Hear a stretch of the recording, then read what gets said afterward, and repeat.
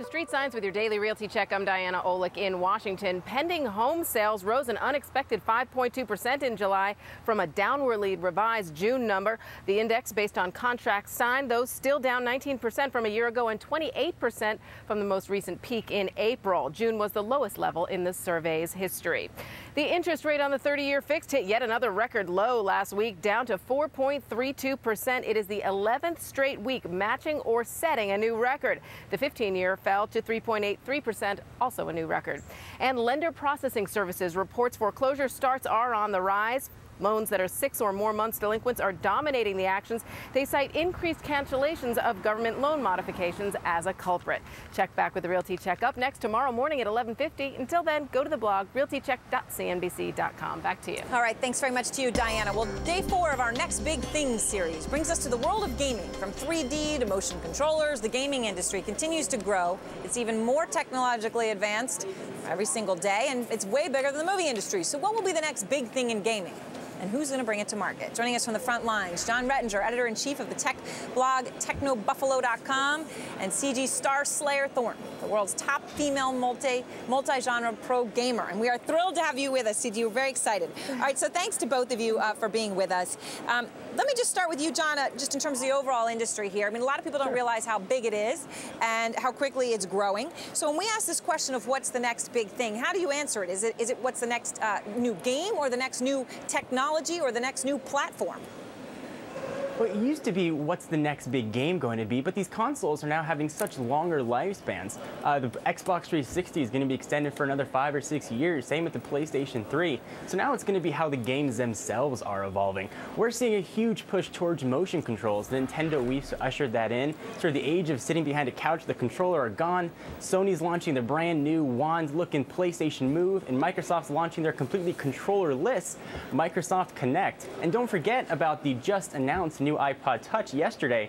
Steve Jobs said that the iPod Touch is now the #1 selling mobile gaming console on the market, ousting the Nintendo DSi line and the Sony PSP. So mobile gaming is really coming up, and I think that's where the future of gaming is going to be headed. Well, let's ask Ciji, because Ciji, you know, you live this every day. Is that the next big thing? Mobile technology? I mean, what's your ideal platform?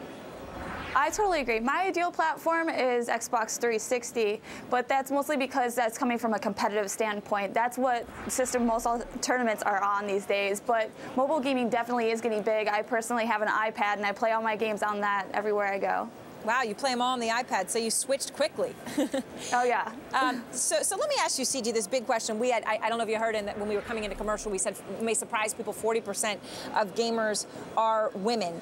But apparently we still don't compare well to places like Japan, where even stay-at-home moms are very big gamers, in the U.S. not so much. So how could the gaming industry, in your opinion, appeal to more women? Well, I don't think it really has to do anything different. Women these days are appealed to the same games that guys are.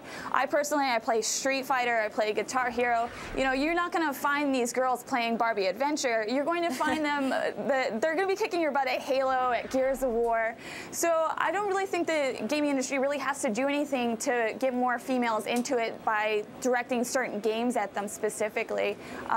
You know, females like just the same things that guys do.